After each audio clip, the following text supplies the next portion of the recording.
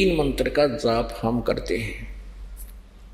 अब यहाँ तक तो आपको बता दिया, ब्रह्मा विष्णु महेश की जो साधना हम करते रहे, इनका कर्जा उतर गया, इन्होंने एनओसी दे दी, हम त्रिकुटी पा गए। त्रिकुटी पर वहाँ 3 रास्ते हो जाते हैं और मृत्यु के उपरांत सभी प्राणी त्रिकुटी पर ही जाते हैं।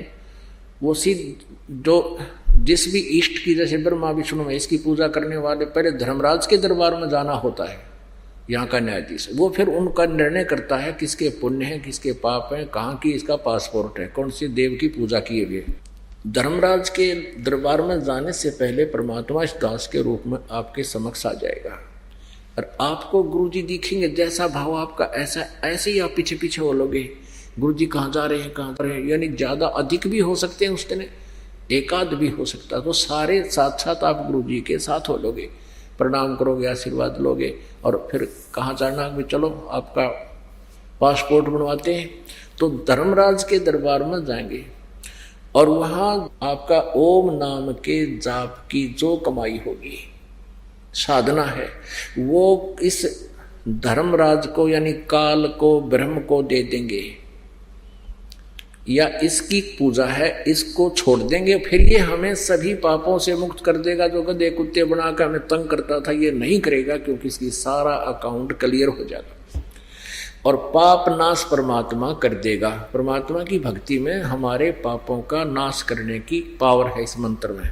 यहाँ पाप से हम गधे कुत्ते सूअर बनकर कष्ट उठा रहे हैं, लंगड़े लुल्ले बनते हैं, अंधे बन जाते हैं, कैंसर होती है, तो ये पाप का दंड काल हमें दे रहा था। अब ये इसलिए कहता मैं तू सब पापों से मुक्त कर दूंगा, मैं तुझे कोई कष्ट नहीं दूंगा, तो मेरे सतर की सब पूजाएं मुझे त्याग दे।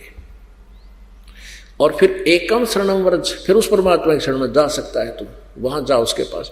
तो हम ओम नाम के जाप का जितनी भी भक्ति आपके जीवन काल की है इसको दे देंगे। फिर रहेगी वो तत् सतनाम 2 मंत्र, एक ओम और एक वो गुप्त है, जिन्होंने प्राप्त हो चुका है वो समझते हैं। तो उस तत् मंत्र का जो कोड वर्ड की कमाई जो हमने आपको दिया है, उसकी भक्ति की शक्ति, उसकी धन हम कहाँ देंगे? इस परब्रह्म यानी अक्षर पुरुष जिसके साथ सांख्य ब्रह्मांडों से हमने गुजर कर जाना है, इसके रास्ते का टैक्स देना है, उसकी कमाई हम उसको दे देंगे, वो हमें अलाउड कर देगा अपने लोगों से जाने का। और तीसरा जो सत मंत्र है ये सार नाम है। ये सार नाम आपको सतलोक में प्रवेश प्राप्त करवाएगा, वहां स्थायी स्थान दिलवाएगा। बोलो सतगुरुदेव की जय। परमपिता परमात्मा पूर्ण ब्रह्म सारी सृष्टि के रचनहार कबीर देव जी हैं, कबीर साहब हैं। ये परमात्मा, ये परमेश्वर वही हैं जो बनारस में भारतवर्ष की पावन धरती पर काशी शहर में सन 1398 में ज्येष्ठ सुदी पूर्णमासी को एक लहर तारा नामक तालाब में विकसित कमल के फूल पर परमेश्वर एक नवजात शिशु का रूप धारण करके प्रकट हुए थे। अपने सतलोक से, उस मुक्ति धाम से चलकर आए थे, अमर लोक से आए थे, उस सनातन परम धाम से आए थे जहां परमात्मा रहते हैं। वो परमेश्वर प्रत्येक युग में आते हैं, एक ऐसी लीला करते हैं, एक नवजात शिशु का रूप धारण करते हैं, लीलामय तरीके से वो बड़े होते हैं। उस परमेश्वर के परवरिश की लीला कवारी गायों के द्वारा होती है। प्रत्येक युग में परमात्मा का यही प्रमाण है, इसी का वेद साक्षी हैं। पवित्र चारों वेद उस परमेश्वर कबीर देव जी की ही महिमा का गुणगान कर रहे हैं। स्वयं परमेश्वर ने भी कहा था अपनी सच्चिदानंद घन ब्रह्म की वाणी में, अर्थात कबीर वाणी में कहा कि वेद मेरा भेद है, पर मैं मिलो वेदन से नाही, और जौन वेद से मैं मिलो ये वेद जानते नहीं। परमेश्वर ने बताया था कि चारों वेद मेरी ही महिमा का गुणगान करते हैं, मेरा भेद बता रहे हैं, मेरा ही रहस्य बता रहे हैं। लेकिन इन चारों वेदों में ऋग्वेद, यजुर्वेद, सामवेद और अथर्ववेद में मेरे पाने का तरीका नहीं है, वे ऑफ वर्शिप नहीं है, पूजा का मार्ग नहीं है। इसलिए जौन से वेद से यानी उस सूक्ष्म वेद से, सच्चिदानंद घन ब्रह्म की वाणी से, जो परमेश्वर ने स्वयं आकर अपने मुखारविंद से उच्चारण की है, अपने मुख कमल से उच्चारण की है, वो कबीर वाणी, उसमें उस परमेश्वर के पाने की विधि है, तो वो सूक्ष्म वेद है। तो यहां परमात्मा ने कहा कि वेद मेरा भेद है, मैं मिलूं वेदन से नाही, और जौन वेद से मैं मिलूं ये चारों वेद जानते नहीं। वह सूक्ष्म वेद परमेश्वर ने स्वयं आकर ही यहां अपनी अच्छी आत्माओं को, उन वर्णीय आत्माओं को, भक्तों को, श्रेष्ठ भक्तों को बताया है। फिर उन्होंने लिपिबद्ध करवाया है, स्वयं परमेश्वर ने भी अपनी अमरवाणी में लिपिबद्ध करवाया, लिखवाया है। तो उस ज्ञान को जो आज तक हम अवॉइड कर रहे थे, ये कह करके ये तो कबीर जी की वाणी है, और ये चतुर लोग, ऋषि, नकली महर्षि और नकली डुप्लीकेट गुरु, ये कहा करते थे कबीर अशिक्षित है, ये ऊट पटांग बातें कर रहा है, इसको किसी सदग्रंथ का ज्ञान नहीं है, क्योंकि ये शिक्षित नहीं है। आज से 600 वर्ष पहले, 550 वर्ष पहले परमात्मा जब अपनी महिमा आप सुनाया करते थे, इन नकली अज्ञानी गुरुओं ने हमसे दूर रखा और परमात्मा के बारे में ऊट पटांग बातें बना करके हमें ही अपने परमात्मा का शत्रु बना दिया। 600 वर्ष पहले परमात्मा ने क्या बताया था? परमेश्वर कबीर जी ने बताया था कि ये तीनों देवा, ब्रह्मा, विष्णु, महेश जी, ये रजगुण ब्रह्मा जी हैं, सतगुण विष्णु जी, तमगुण शिव जी। इनकी भक्ति करने से मोक्ष नहीं होता, जन्म मृत्यु समाप्त नहीं होती। किसी भी कर्म का, कोई भी पाप के प्रारब्ध में जो पाप कर्म है, उसका नाश ये ब्रह्मा, विष्णु, महेश नहीं कर सकते। ब्रह्मा जी, विष्णु जी, शिव जी, ये तीनों नाशवान हैं। परमात्मा कहा करते कि दुर्गा इनकी माता है, ज्योति निरंजन ये सरपुरुष जिसने गीता जी का ज्ञान दिया, जिसे ब्रह्म भी कहते हैं, काल भी कहते हैं, ज्योति निरंजन भी कहते हैं, ये इनका पिता है। और ये चातुर लोग कहा करते थे कबीर जी झूठ बोलते हैं, ब्रह्मा विष्णु महेश का कोई माता पिता नहीं है, ये स्वयं ही स्वयंभू हैं, सर्वेश्वर हैं, महेश्वर हैं, मृत्युंजय हैं, कालज्ञ हैं, और यही पूजा के योग्य हैं, इन्हीं प्रभुओं की। क्योंकि ब्रह्मा जी की भक्ति पर, पूजा पर तो बैन लगा रखा था कि उसकी पूजा नहीं करनी। अब दो भगवान बच गए शेष, सतगुण विष्णु जी और तमगुण शिव जी। इनकी भक्ति और दुर्गा की भक्ति, इन तीनों देवताओं की, और फिर जो और आगे हमें बता दिया पितृ पूजा और इस तरह के भैरव भूत बेतालों की पूजाएं, ये और शुरू करवा दी। जबकि ये स्वयं स्वीकार करते हैं कि इन पूजाओं से मोक्ष नहीं होता। प्रारब्ध का जो क्रम है, संस्कार है, आप पर आपत्ति कोई आने वाली है तो ब्रह्मा विष्णु महेश उसको दूर नहीं कर सकते, वो बचाव नहीं कर सकते, क्योंकि ये स्वयं भी अपने प्रारब्ध के पाप कर्म को टाल नहीं सके, भोगना ही पड़ा। उदाहरण के तौर पर जैसे श्री विष्णु जी को नारद मुनि जी ने श्राप दिया था, किसमें, जिसमें नारद जी विवाह कराना चाहते थे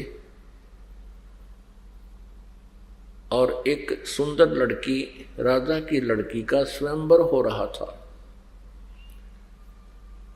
नारद जी ने सोचा था कि मैं इतना हैंडसम नहीं हूं, हो सकता है मुझे लड़की पसंद ना करे, लेकिन शादी का डिटर्मिनेशन करड़ा कर लिया,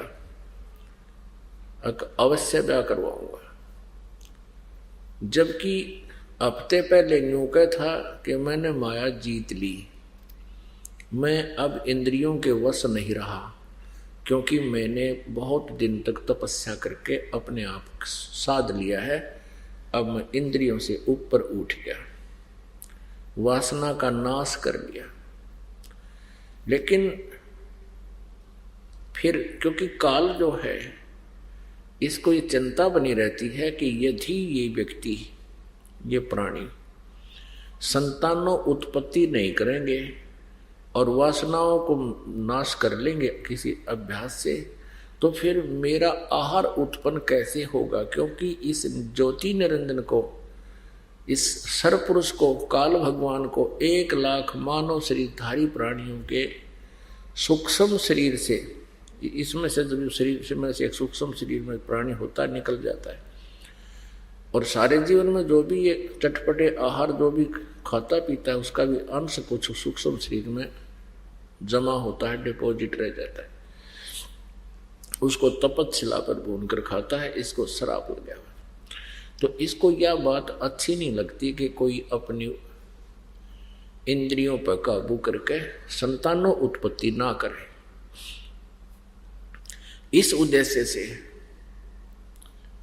अब नारद मुनि के मन में यह प्रेरणा होगी कि ब्याह करवाऊं, क्योंकि राजा की लड़की का स्वयंवर हो रहा है, पूरा शहर सजा रखा है, स्थान स्थान पर बैंड बाजे बज रहे हैं बड़े सुरीली आवाज में। ये ब्याह के बाजे बहुत कसूते हुए हैं और ये आदमी को विचलित कर डालते हैं। वहाँ के गीत, फिर वहाँ साजबाज देख कर नारद जी के मन में विवाह कराने की प्रबल इच्छा होगी। तो नारद जी ने सोचा भी मैं तो पसंद आऊंगा नहीं, क्योंकि लंबा चोटा और बाकी मुंड मुंडा रखा, क्यों ना भगवान से, श्री विष्णु जी से उनका रूप मांग लूं, उनका वो बहुत सुंदर है। इसी उद्देश्य से एकांत में जाकर भगवान को याद किया। श्री विष्णु जी प्रकट हो गए। कहा क्या चाहते हो मुनि जी?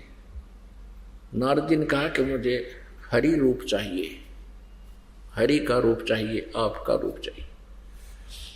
हरि माने बंदर भी होता है, संस्कृत में हरि माने बंदर भी होता है। विष्णु जी ने कह दिया तथास्तु।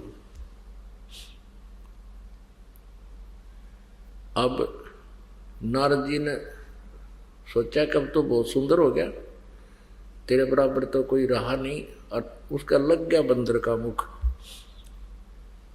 अब वो पहुंचा स्वयंवर में, सब देखे जानते यू के आ गया। तो उसने, नारद जी ने सोचा तेरे तरफ सब देख रहे हैं, इसलिए तो बहुत सुंदर है ना, इसलिए सबकी दृष्टि तेरे पर ही आगे टिकी है, और लड़की ने तो पसंद कर ही लेना हूं। तो जब वो लड़की वरमाला लेकर, क्या प्रोसीजर होता था,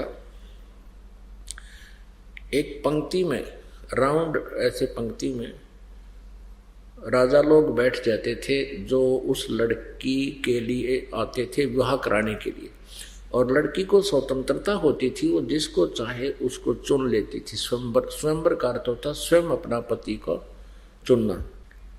जब वो लड़की नारद मुनि जी के पास से आगे निकल गई तो उसने सोचा ये यूं के चाड़ा हो गया भाई, ये क्या चक्कर हो गया कि लड़की ने मुझे पसंद नहीं किया। तो उसने सोचा शायद ध्यान ना पड़ा होगा, उठ के पीछे के जाके आगे खाली चेयर थी वहां फिर बैठ गया जच के, और नो कस गया सबसे आगे। अब लड़की ने वो थोड़ा सा बैक होगी एक कदम और आगे चली गई। नारद जी असमंजस में पड़ गए, टक्कर के पड़ गया। तब किसी उसके साथी ने उसको दर्पण दिखा दिया कि ऋषि जी हम ही यहां से उठने वाले हैं तुझे देखकर। तो लड़की ने तो दूर होना ही होना था। अब देखा जब उसने अपना चेहरा कि तो बहुत भूंडा मुंह लाग दिया मेरा। तब उसने बिना गिनती की गाड़ दी श्री विष्णु जी को, तेरा नाश हो यो तो सदा छल करता आया है, और तू जैसे आज मैं एक पत्नी स्त्री की वियोग में दुख पा रहा हूं, एक पूरा जीवन तू स्त्री के अपनी पत्नी की वियोग में बिताएगा, और तेरी रक्षा भी मेरे जैसे मुख वाले ही करेंगे। अब कहने का भाव यह है कि श्री विष्णु जी को यो श्राप लग गया नारद जी का। विष्णु जी ने जन्म लिया इस शापवश राजा दशरथ के घर श्री रामचंद्र के रूप में। युवा हुए, युवा होते ही विवाह हुआ, विवाह होते ही कुछ दिन के बाद वनवास हुआ। वनवास में 2 ही वर्ष के बाद उसकी पत्नी का अपहरण हुआ। फिर बहुत ज्यादा संघर्ष हुआ, लाखों आदमी करोड़ों व्यक्ति मर गए युद्ध में। रावण के साथ युद्ध किया तो उसको छुटा कर लाए। अग्नि परीक्षा लेकर श्री रामचंद्र जी ने श्री सीता जी को स्वीकार किया था। अग्नि में जलाने के लिए पठा दिया था कि यदि तू जल गई तो तू कलंकित है, नहीं जली तो मैं स्वीकार करूंगा। ऐसा ही किया और सीता जी नहीं जली। एक पाक साफ जानकर सैकड़ों हजारों की संख्या में उपस्थित व्यक्तियों के सामने ये परीक्षा लेकर के श्री रामचंद्र जी सीता जी को घर लाए। फिर कुछ दिनों के बाद एक धोबी के व्यंग से सीता जी को घर से निकाल दिया, जिसमें वो गर्भवती थी। उसके गर्भ में लव नामक पुत्र था। आजीवन सीता और श्री रामचंद्र जी का मिलाप पुनः नहीं हुआ। पुण्यात्मा रामचंद्र जी कितने अच्छे राजा हों, कितने नेक व्यक्ति रहे हों, चाहे वो 3 लोक के भगवान भी रहे हों, जिस व्यक्ति की पत्नी बच्चे कहीं और वो कहीं, वो सपने में सुखी नहीं हो सकता। उसको रह रहकर वो कसक दुखी करती रहती है। तो इस प्रकार पूरा जीवन श्री नारद जी के शापवश अपनी पत्नी के वियोग में श्री रामचंद्र जी ने व्यतीत करना पड़ा। अर्थात श्री विष्णु जी उर्फ श्री रामचंद्र जी अपने भी पाप को, अपने भी श्राप को नहीं नाश कर सके तो औरों का ये कैसे कर सकते हैं? साधकों का पाप नाश, श्राप नाश कैसे करते हैं? अभिशाप को हो चाहे श्राप को हो, फिर प्रारब्ध कर्म ही होते हैं। ये जो श्राप वश भी जो भोगना होता है, ये प्रारब्ध कर्मों में भी आता है, क्योंकि पूर्व के जो श्राप होते हैं वो प्रारब्ध में लिखे जाते हैं। फिर श्री रामचंद्र रूप में जब श्रीलंका पर युद्ध करना था, बाली को धोखा देकर मारा था एक वृक्ष की ओट लेके, क्योंकि जो सुग्रीव का भाई था बाली, उसमें एक ऐसी सिद्धि शक्ति थी कि आमने सामने जो युद्ध करता था सामने वाला, उसकी आधी पावर अपने अंदर खींच लेता था, शत्रु कमजोर पड़ जाता था।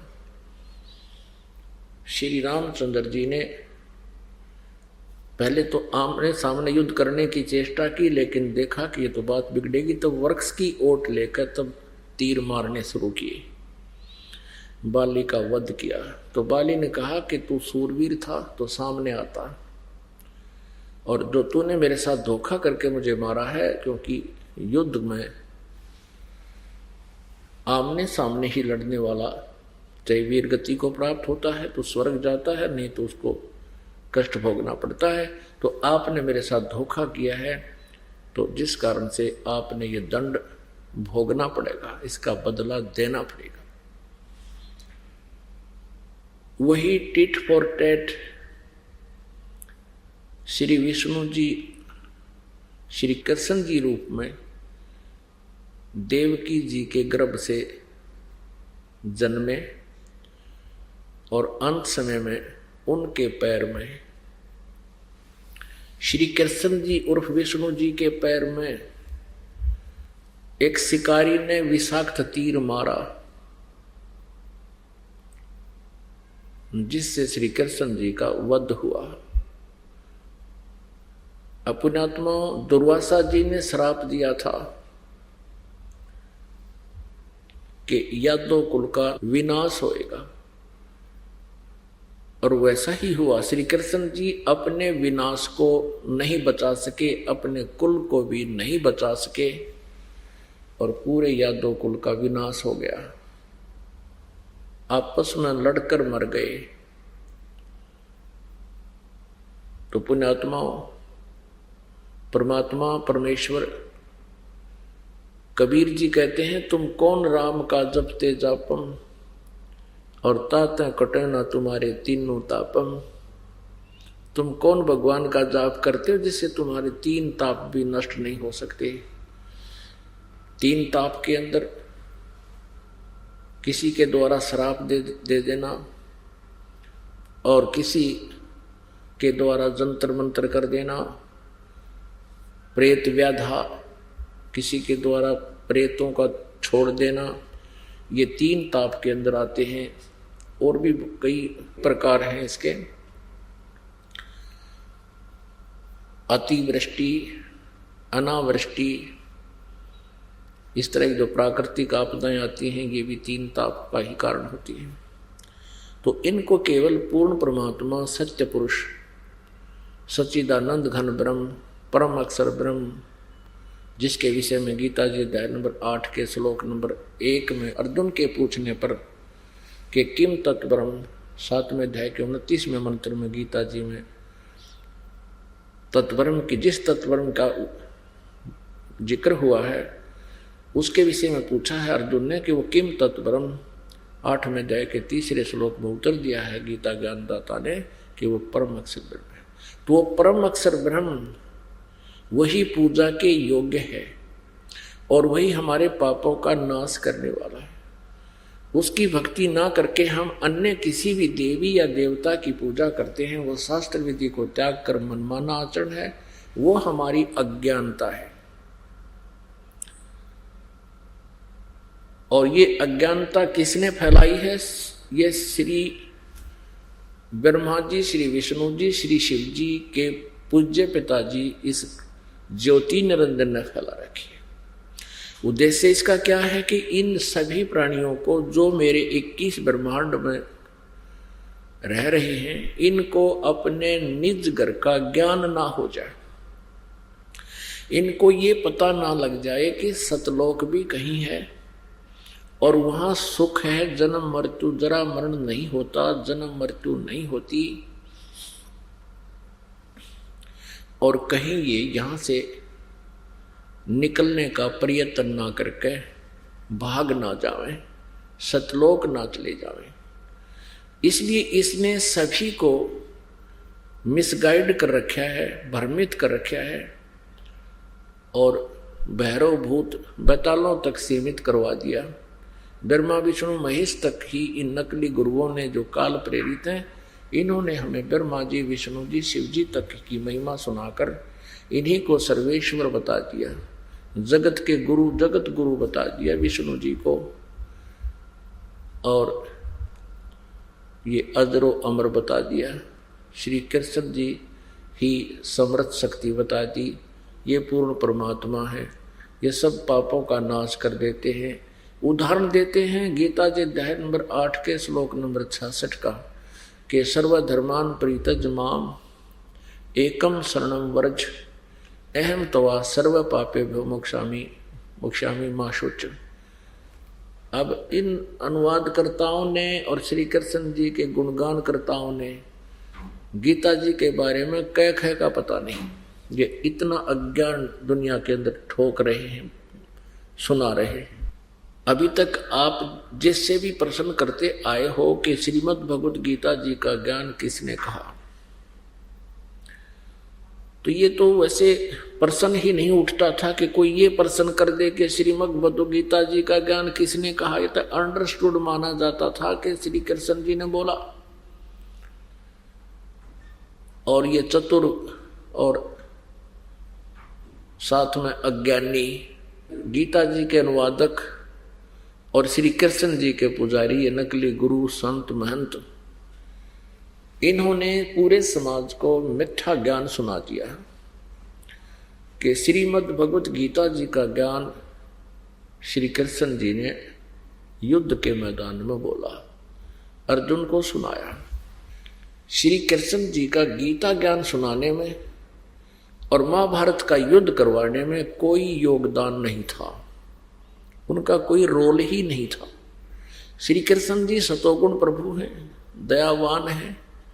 भृगु ऋषि जी ने उनके छाती में लात मार दी थी अभिमानवश, और भगवान श्री कृष्ण जी ने यानी विष्णु जी ने श्री कृष्ण जी को चाहे विष्णु जी, श्री विष्णु जी ने भृगु ऋषि जी के तलवे को ऐसे प्यार से सहलाना शुरू कर दिया और कहा, ऋषि जी आपके कोमल पैर को चोट तो नहीं लगी, मेरा सीना तो कठोर है, आपको दर्द तो नहीं हुआ।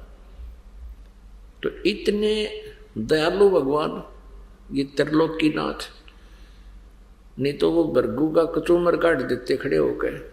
सारे साजबाज सुदर्शन चक्र थे उसके पास थे, लेकिन वो युद्ध प्रिय नहीं है, सहनशील है। और फिर वो अर्जुन को ये कहे कि अर्जुन तू युद्ध क्यों नहीं करता, तू कायर क्यों हो बैठा है, तू मैंने सब मार रखे हैं, तू तो निमित्त है। और खुद कहे मैं काल हूं। श्री कृष्ण जी ने पहले कभी काल नहीं कहा, श्री कृष्ण जी ने युद्ध के बाद कभी अपने आप को काल नहीं कहा। वास्तव में ये काल 21 ब्रह्मांड का स्वामी श्री ब्रह्मा, श्री विष्णु, श्री शिव जी के पिता, ये काल, ये ज्योति निरंजन श्री कृष्ण जी के शरीर में प्रवेश कर गया और उसने फिर युद्ध करवाया और गीता वाला ज्ञान बोला। पुण्यात्माओं, यदि आपने परमात्मा चाहिए, अब समय आ गया है मोक्ष कराने का, सतलोक जाने का। अब ये समय परमेश्वर कबीर देव जी ने इसलिए सेलेक्ट किया था, कलयुग की बीचली पीढ़ी, कि इसमें सभी को शिक्षित करेंगे। और आज हम भारतवासी 99.99 जो है ना शिक्षित हो गए।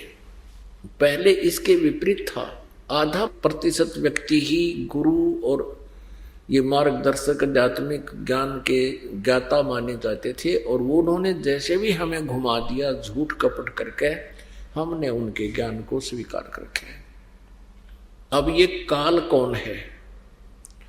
गीता जी अध्याय नंबर 18 के श्लोक नंबर 66 में ये बोल कौन रहा है? वो कहता है कि सर्वधर्मान परित्यज माम एकम शरणम व्रज। ये काल बोल रहा है। गीता जी अध्याय नंबर 11 के श्लोक नंबर 32 में कहता है कि अर्जुन मैं काल हूं और अब इन सब लोगों का नाश करने के लिए प्रवृत्त हुआ हूं। तू युद्ध ना करेगा तो भी इनने मैं नहीं बख्शूंगा, तेरे को तो नियमित बनाना है, उठ और युद्ध कर। पुण्यात्मा याद रहे, श्री कृष्ण जी कौरवों और पांडवों का आपस में कंप्रोमाइज कराने के लिए बहुत प्रयत्नशील रहे। इतिहास बताते हैं, महाभारत बताता है, पवित्र महाभारत सदग्रंथ में ऐसा प्रमाण है। और उन्होंने कोशिश की कि युद्ध ना हो, और यहां तक ऑप्शन करवा दी पांडवों से कि तुम 5 गांव ले लो, आधा राज्य मत डिमांड करो, नहीं तो नाश हो जाएगा, विनाश हो जाएगा, आपस में कट के मर जाओगे, राज कौन करेगा, क्या पता युद्ध में तुम मारे जाओ या कौरव मारे जाएं, फिर राज्य कौन करेगा।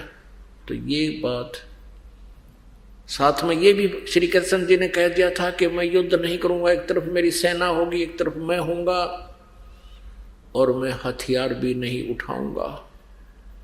पांडवों के सामने एक समस्या खड़ी हुई कि श्री कृष्ण जी पांडवों का रिश्तेदार था, क्योंकि श्री कृष्ण जी की बहन सुभद्रा अर्जुन के ब्याही थी, सुभद्रा का पुत्र अभिमन्यु था। अब उनके मन में ये धारणा होगी कि यदि बंटवारा हो गया, हो ही रहा है तो होना ही है, आधे राजा उधर होंगे, आधे हमारे पास होंगे। अब हमने ये आशा थी कि श्री कृष्ण जी हमारे साथ होंगे, क्योंकि हमारे रिलेटिव हैं। अब इन्होंने खुद फैसला कर दिया, एक तरफ मेरी सेना होगी, एक की तरफ मैं होऊंगा। यदि हम सेना डिमांड करेंगे तो हमारे जैसा नीच नहीं, लेकिन हम सेना डिमांड नहीं कर सकते, हम तो श्री कृष्ण जी को ही मांगना पड़ेगा। अरे इन्होंने कसम उठा ली, प्रतिज्ञा कर ली कि मैं युद्ध नहीं करूंगा। तो पांडवों ने सोचा कि श्री कृष्ण जी की यह सलाह मान लेते हैं कि हम 5 गांव ले लेंगे। तो श्री कृष्ण जी से प्रार्थना कर दी कि जी हमें 5 गांव दिला दो, हम युद्ध नहीं चाहते। श्री कृष्ण जी ने कौरवों की सभा में जाकर यह संदेश दिया कि दुर्योधन 5 गांव दे दो पांडव को, अब आपका जो बंटवारा हो गया और कंप्रोमाइज कर लो। अब दुर्योधन नहीं माना, कहते विनाश काले विपरीता बुद्धि। दुर्योधन ने कहा कि यदि उनकी बाजुओं में दम है तो युद्ध करके ले सकते हैं उनको, सुई की नोक टिके इतना भी स्थान नहीं है पांडवों के लिए। इस बात से श्री कृष्ण जी को बड़ा दुख हुआ और कई खोटी खरी सुना दी दुर्योधन को कि दुर्योधन तू पृथ्वी पर एक कलंक उत्पन्न हो गया, तू जो है इस धृतराष्ट्र का नाश करने के लिए उत्पन्न हुआ है, तो इंसान नहीं शैतान है। अरे कहाँ तो आधा राज्य, कहाँ 5 गांव, और ना जाने क्या हो जाएगा युद्ध में। इस बात से दुर्योधन दुख मान गया कि पांडवों का रिश्तेदार होकर हमारे को जलील कर रहा है। उसने अपने योद्धाओं से कहा कि इसको कैद कर लो, कृष्ण को कैद कर लो, डाल दो जेल में। पहले यहीं से शुरू होता है। तो श्री कृष्ण जी ने अपना विराट रूप दिखाया, महाभारत प्रमाण है, प्रत्यक्ष वो उसका साक्षी है। श्री कृष्ण जी ने अपना विराट रूप दिखाया, जिससे कौरवों की सभा में उपस्थित लोग उनके उस तेज को सहन नहीं कर सके। एक बार देखा, सब घबरा गए, कोई इधर बढ़ गया, कोई इधर बढ़ गया। श्री कृष्ण जी वहां से निकल आए तो पुण्यात्मा युद्ध की तैयारी होगी। आमने सामने सेना इकट्ठी होने लगी, कुछ इकट्ठी हो चुकी थी, कुछ आ रही थी, क्योंकि दूर देशों से आना था, सभी ने सैनिक आने थे।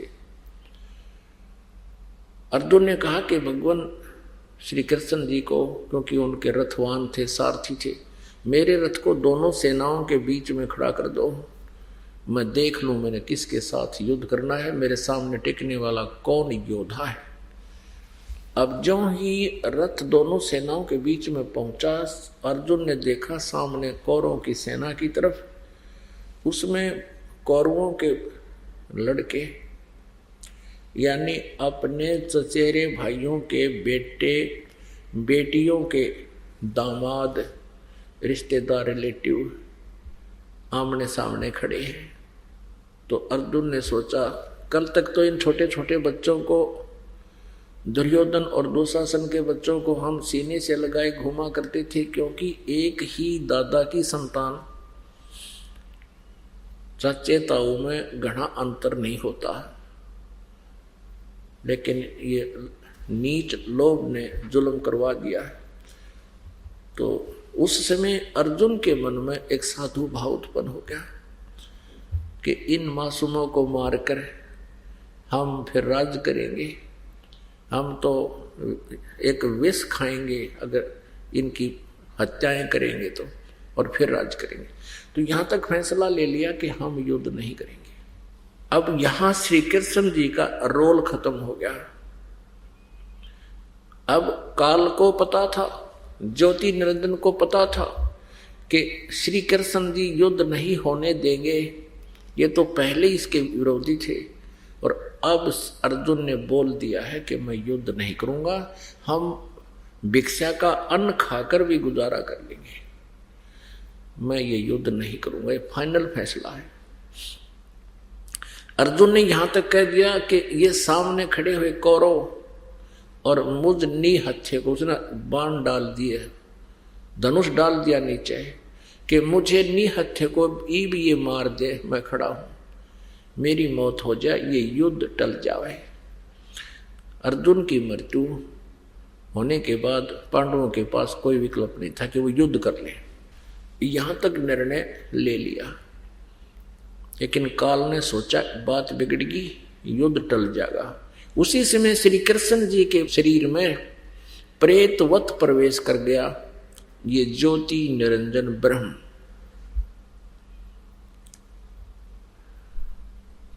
पुण्यात्मा यह थोड़ा सा प्रमाण देते हैं वो कैसे धोखा करता है, कैसे प्रवेश करता है।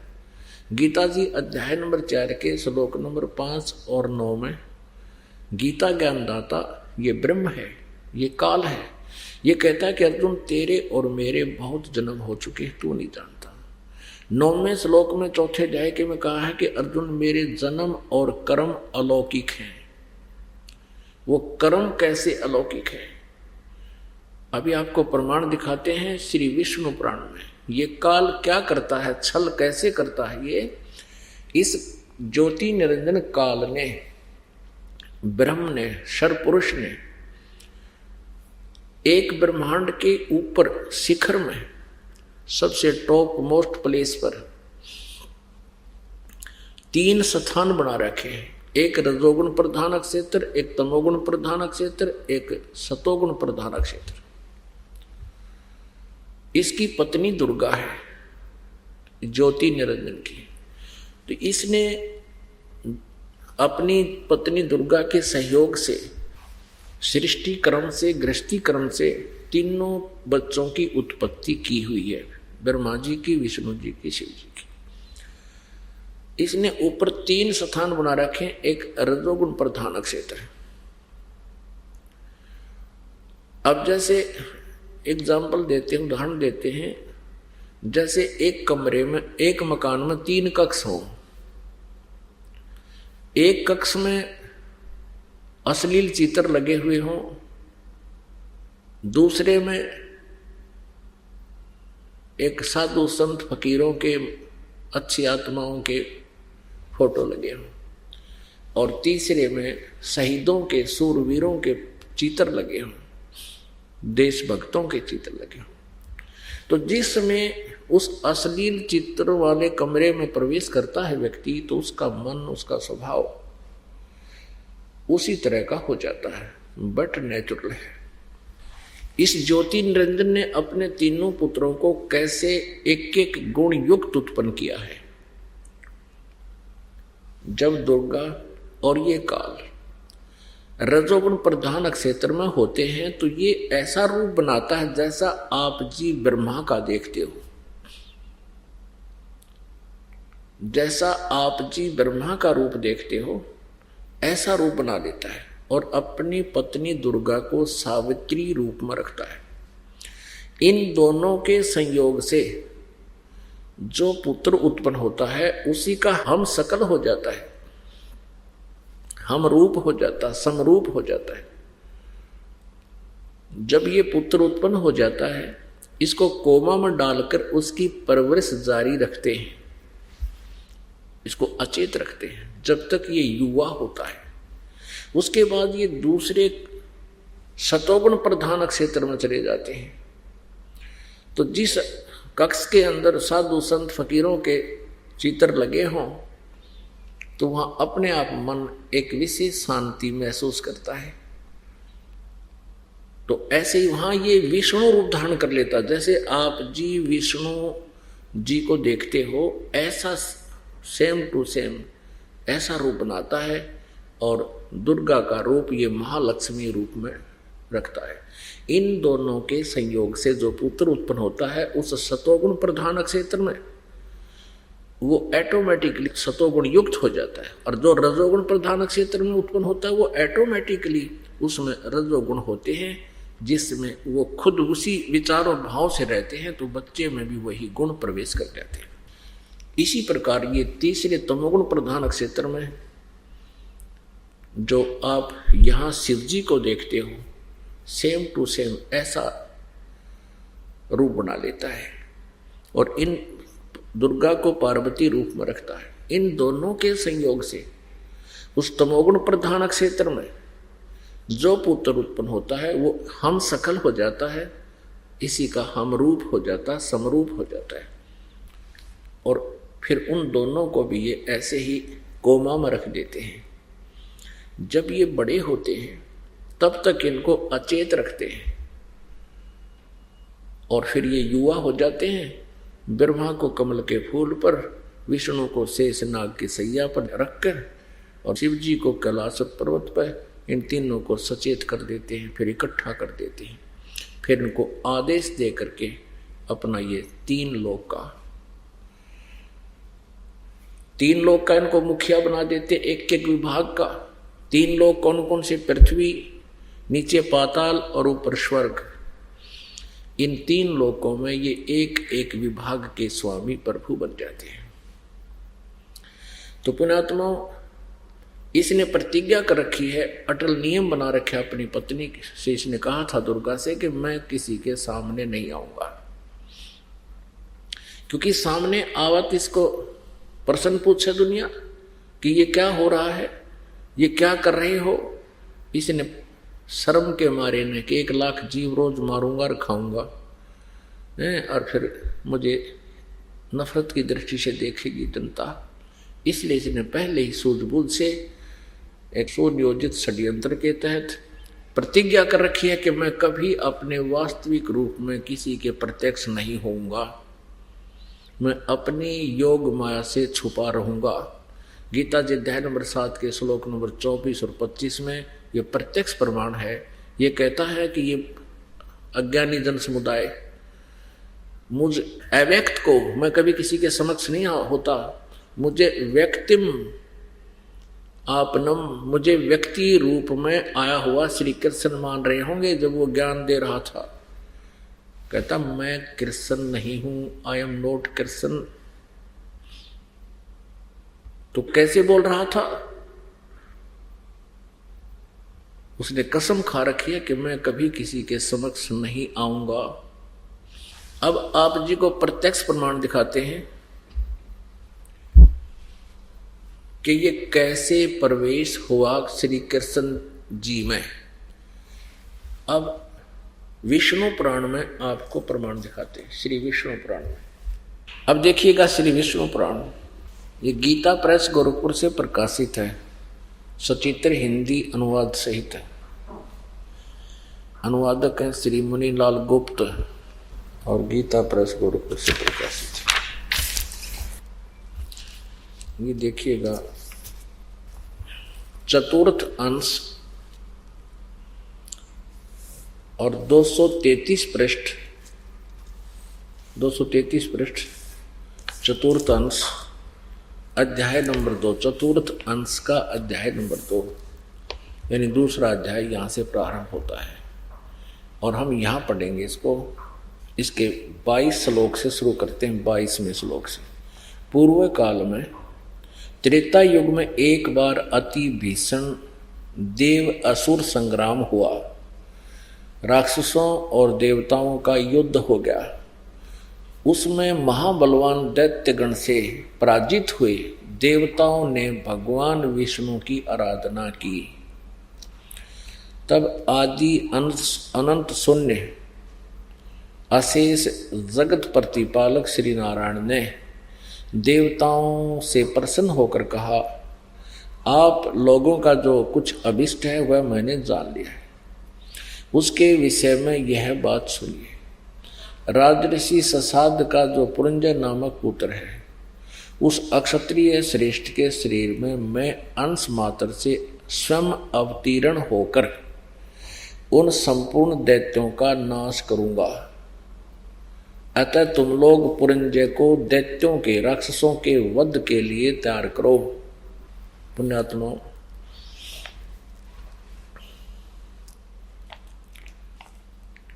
अब ये कैसी लीला करता है ये काल, कैसे धोखा देता है। आज तक ये इतना जटिल प्रश्न कैसे बना रहा, भगवान कैसा है, निराकार है। विष्णु जी की पूजा करने वाले भी कहते हैं भगवान निराकार है। फिर श्री विष्णु जी को तुम सर्वेश्वर बताते हो, सर्वेश्वा भी बताते हो, इनके कोई माता पिता नहीं, फिर कहते भगवान तो निराकार है, वो दिखाई नहीं देता। तो बालकों वाला ज्ञान था, अभी तक हमें कै खे का पता नहीं था। इन हमारे गुरुओं ने, नकली गुरुओं ने, जो हिंदू समाज के गुरु और ऋषि महर्षि कहलाते थे। कारण क्या है कि ये काल ने अर्थात ब्रह्म ने प्रतिज्ञा कर रखी है कि मैं कभी किसी के समक्ष नहीं आऊंगा। ये क्या करता है, जैसे देवता लोग साधना करते हैं परमात्मा की वेदोनुसार, जब वो साधना करते हैं, स्तुति करते हैं, तो ये विष्णु रूप में प्रकट हो जाता है। किसी को विष्णु जी के रूप में दर्शन दे देता है तो वो सब जगह डंडोरा पीट देता है कि ये विष्णु जी ही भगवान है, ये सतगुण विष्णु काल का पुत्र। इसी को सर्वेश्वर मान लेते हैं कि मैंने साधना काल में इसके दर्शन किए समाधि दशा में। और सब जा जा कर कहते हैं, सबको और भी सबको बताता है कि खुद परमात्मा है, पूर्ण ब्रह्म है, ये अपने आप को छुपाए बैठे। तो सबको भ्रम हो जाता है और स्वयं विष्णु जी को भी भ्रम हो जाता है कि सचमुच मैं ही जगत का करता हूँ। ऐसे किसी को ये ब्रह्मा रूप में दर्शन दे देता है तो वो साधक, वो ऋषि ब्रह्मा जी का ढंडोरा पीट देता है। काल के पुत्र जो साक्षात दिखाई देता, उनसे मिलते रहते थे देवताओं से, जो कि यही पूर्ण परमात्मा है, ये जगत का प्रजापिता है, सबका पालन, सबकी यही सृष्टि करता है, सबका मालिक है, जगत पिता है। फिर किसी को ये साधक को श्री शिव जी के रूप में दर्शन दे देता, अपने पुत्र के रूप में, वो फिर श्री शिव जी को भगवान सर्वेश्वर मृत्युंजय कालज्ञ बता देता है। इस प्रकार इसने सबको भ्रम डाल रखे। अब इन्होंने स्तुति की विष्णु जी की, किन्होंने, देवताओं ने। ये राक्षसों से हार गए थे, भाग गए थे, कहीं छुप गए थे, और विष्णु जी की स्तुति की तो ये काल पहुंच गया श्री विष्णु रूप धारण करके, ये ब्रह्म पहुंच गया। इसने क्या कहा कि जो राजऋषि ससाद का जो पुत्र पुरंजय नाम का है, वो अक्षत्रिय है, उसको तुम तैयार करो युद्ध के लिए, तुम्हारे समर्थन में, तुम्हारे पक्ष में। फिर मैं उस पुरंजय के शरीर में भूत की तरह प्रवेश करूंगा, जैसे श्री कृष्ण में प्रवेश कर गया। और ऐसा ही हुआ, उसमें प्रवेश हो गया, दैत्यों का नाश कर दिया। फिर 242 पृष्ठ पर ये कति क्लियर करता है कि मैं कैसे प्रवेश होता हूं, कैसे लीला करता हूं। ये देखिएगा, चतुर्थ अंश वही विष्णु पुराण, ये श्री विष्णु पुराण है वही, और ये चतुर्थ अंश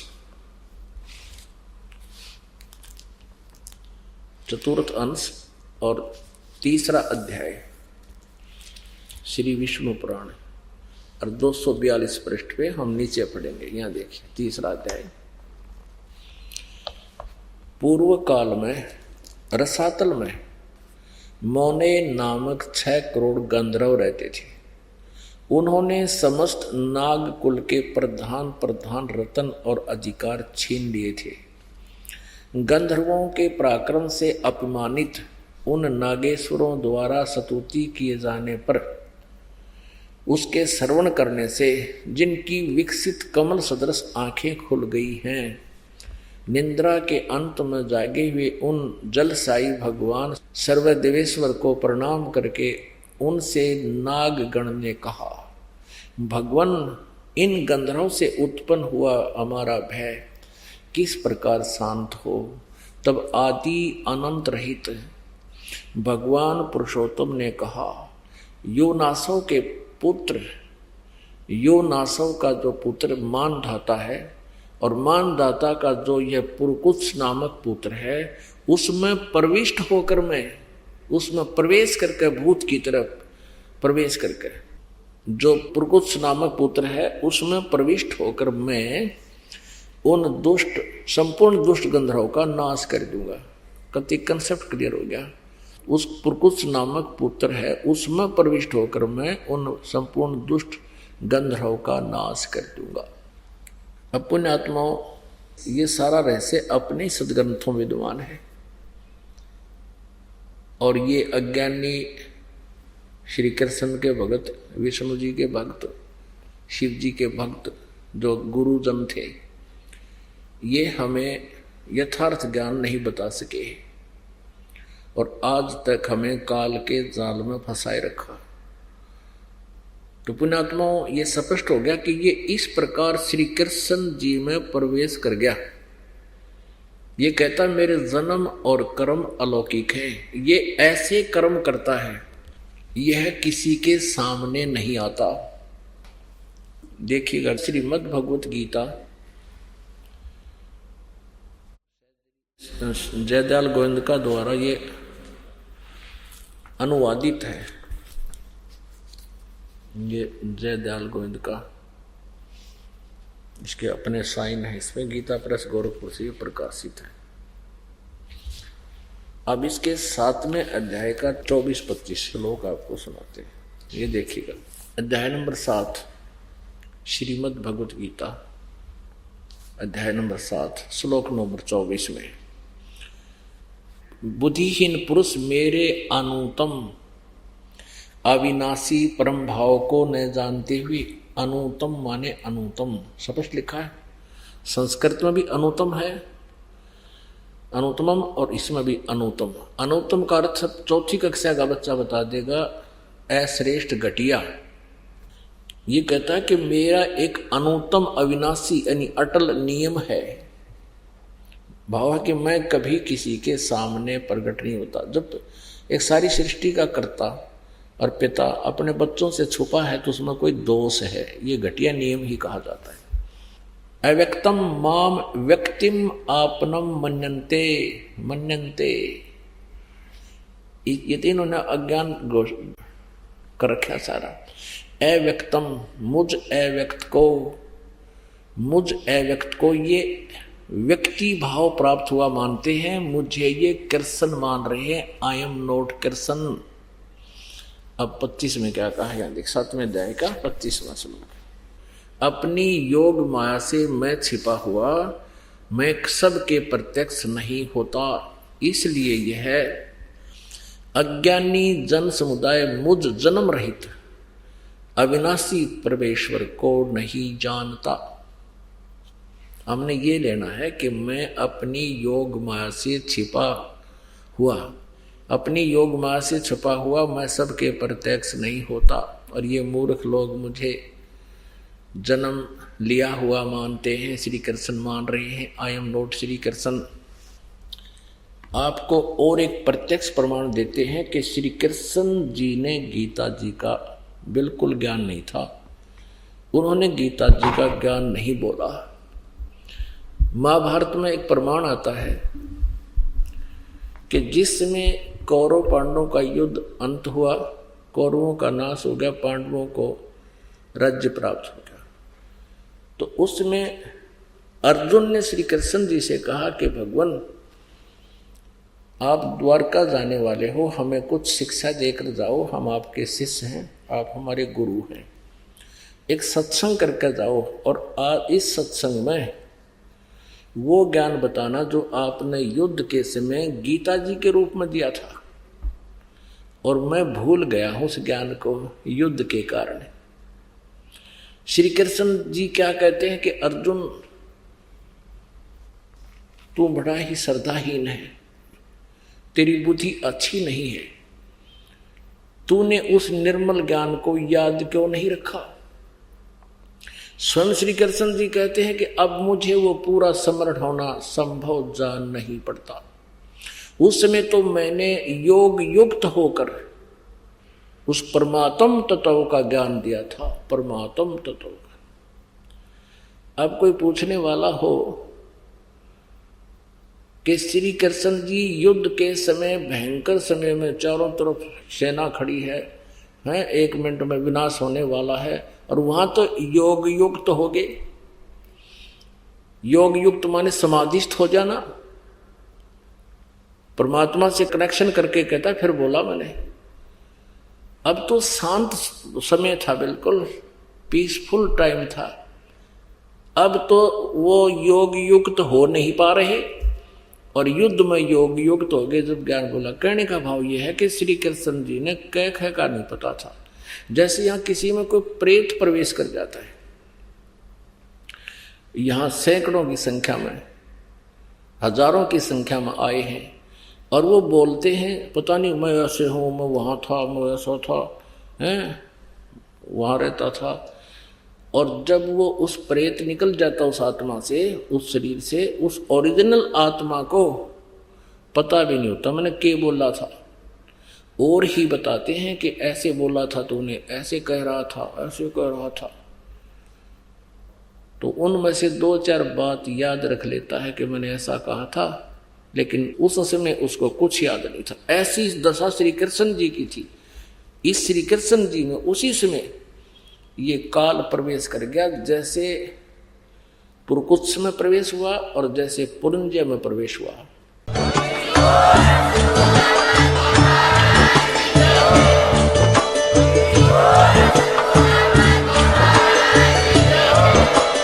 आप सुन रहे थे जगत गुरु तत्वदर्शी संत रामपाल जी महाराज जी के मंगल प्रवचन। अधिक जानकारी